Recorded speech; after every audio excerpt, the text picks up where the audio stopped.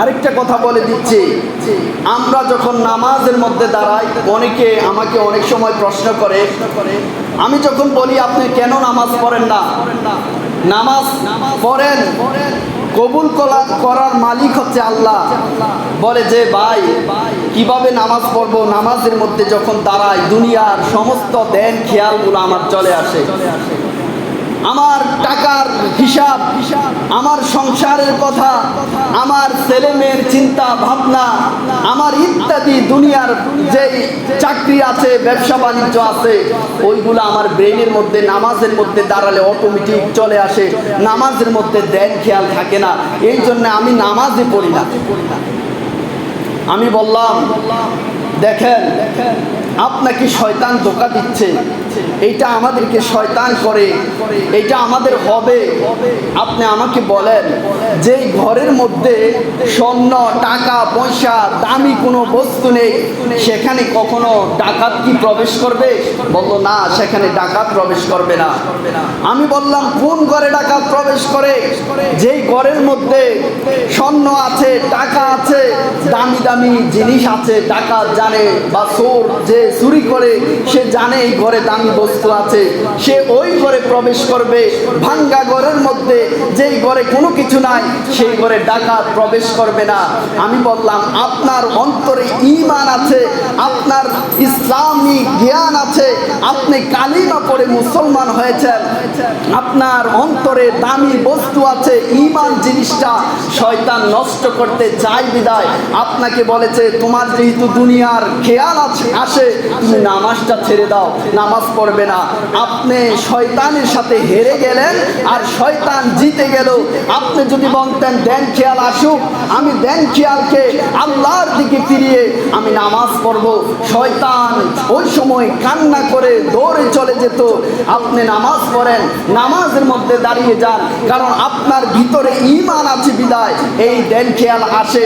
এখন দেখেন দেন খেয়াল আসবে, আমাদের অনেক চিন্তা ভাবনা আসবে, কিন্তু আমাদেরকে নামাজ পড়তে হবে, নামাজ আদায় করতে হবে, শয়তানের সাথে যুদ্ধ করে আমাদেরকে নামাজ পড়তে হবে। ওই নামাজটাই কবুল হবে যেই নামাজটা শয়তান ধোঁকা দেওয়ার পরেও আমরা নামাজের মধ্যে দাঁড়িয়ে গিয়েছি। আমি এমনও ঘটনা শুনেছি যে মানুষের এক লোকের 4টা দোকান আছে, এখন ওই ব্যক্তি আসরের নামাজের মধ্যে দাঁড়িয়েছে, ইমাম সাহেব ওই দিন 4 রাকাত নামাজের জায়গায় 3 রাকাত নামাজ পড়েছে। এখন সালাম ফিরানোর পরে মুসল্লিদের মধ্যে ঝগড়া শুরু হয়েছে। কেউ বলে যে আজকে 4 রাকাত নামাজ হয়েছে, আবার কেউ বলে আজকে 3 রাকাত হয়েছে। একজন লোক ডাক দিয়ে দাঁড়িয়ে বলে আমি বলতে পারবো আজকে কয় রাকাত নামাজ হয়েছে। উনি বললেন আজকে 3 রাকাত নামাজ হয়েছে। বলল তুমি কিভাবে বুঝলা? বলল আমার 4টা দোকান আছে, আমি প্রত্যেক দিন নামাজের মধ্যে দাঁড়িয়ে 4 রাকাত নামাজে আমি 4টা দোকানের টাকার হিসাব করে ফেলি।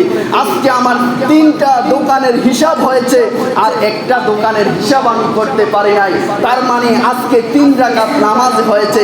দেখেন একটা মানুষ যখন নামাজে দাঁড়াবে তার অসংখ্য কথা মনে আসবে, কিন্তু আপনি যদি সালামের আগে আপনি যদি মদিনার দিকে দেন খেয়াল করে আমার রসুলের মহাব্বত নিয়ে আপনি যেই সময় আপনি আল্লাহর রসুলকে সালাম দিচ্ছেন নামাজের মধ্যে, ওয়া আশহাদু আন্না মুহাম্মাদান আবদুহু ওয়া রাসূলুহু, আপনি মনে করবেন আপনি আল্লাহর রসুলকে দেখছেন।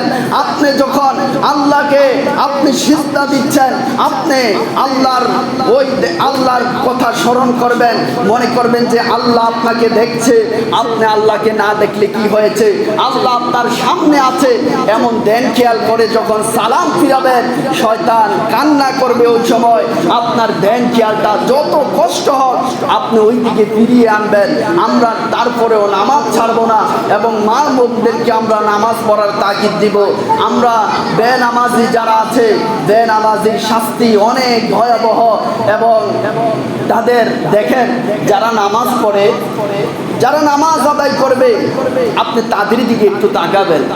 আমাদের অনেক ওলামায়ে কেরাম আছে, সাধারণ মানুষ আছে, আল্লাহ যাকে ইচ্ছা যেইভাবে আল্লাহর ভালো লেগেছে, পছন্দ হয়েছে, আল্লাহ মানুষকে সেইভাবে সৃষ্টি করেছে। অনেক মানুষের একটা চোখ নষ্ট, একজন মানুষের দেখা যাচ্ছে তার চেহারার মধ্যে মানে অনেকের সুন্দর, অনেকের একটু সমস্যা আছে। আল্লাহ বলে আমার কাছে যাকে যেইভাবে পছন্দ হয়েছে আমি আল্লাহ সেইভাবে আমার বান্দাকে সৃষ্টি করেছি। কারণ এইটা হচ্ছে একটা পরীক্ষার জায়গা। এই জন্যে দেখবেন যারা নামাজ পড়ে, 5 ওয়াক্ত নামাজ, ওযু করে নামাজ পড়বে, আমরা তো সবাই জানি যে ফজরের নামাজ যারা পড়বে তাদের চেহারা সুন্দর হবে, তাদের চেহারা নূরানি হয়ে যাবে। মৃত্যুর পরেও দেখবেন যারা নামাজ আদায় করত তারা যদিও কালো হয়, চামড়া কালো ঠিক আছে, কিন্তু চেহারার মধ্যে একটা মায়া থাকে, একটা মহব্বত থাকে, একটা ভালোবাসা থাকে তাদের মধ্যে। আর যারা আছে আপনি দেখবেন যারা একটু বেশি পাপ কাজ করে, অনেক আছে যারা মুনাফিকি করে, তারা যদি মানে আরো সুন্দর হয়, তাদের মানুষ যখন তাদের দিকে তাকায় তৃপ্তি পায় না, মহব্বত আসে না। কিন্তু একটা মানুষ যখন কালো হয় তার ভিতরে নবীর মহব্বত থাকে, ওলিদের মহব্বত থাকে, আল্লাহর মহব্বত থাকবে। সে যদি আল্লাহ এবং রসুলের পথে চলে দেখবেন তার চেহারার মধ্যে একটা মায়া থাকে, তার কথার মধ্যে মায়া থাকবে। তার দিকে যখন আপনি তাকাবেন আল্লাহ এবং রসুলের কথা মনে হবে। আল্লাহর রসুল তো বলেছে যার দিকে তাকালে তোমরা আল্লাহ এবং রসুলের কথা স্মরণ হয় তোমরা তাদের সাথে বন্ধুত্ব করো, তোমরা যারা সালিহিন মুত্তাকি আছে তাদের সাথে বন্ধুত্ব করো। এই জন্যে আপনি যখন তেল দোকানে যাবেন, ডিজেল বা কেরাসিন দোকানে যখন যাবেন, সেখানে আপনি আতরের ঘ্রাণ কখনো পাবেন না। আপনি যখন আতর দোকানে যাবেন সেখানে যদি আপনার কোনো লাভও না থাকে, কোনো কাজ না থাকে, আপনি সেখানে গেলে সুঘ্রাণ পাবেন। তো আমরা যেখানে সুঘ্রাণ আছে আমরা সেখানে যাব, আমাদের জীবনটাকেও আমরা সুঘ্রাণ দিয়ে আমরা সাজিয়ে তুলব। তাহলে আমাদের সমাজ, আমাদের জীবন সুন্দর হবে। আল্লাহর রসুলের সামনে তখন আমরা দাঁড়াতে পারবো, আল্লাহর রসুল আমাদেরকে শাফাআত করবে।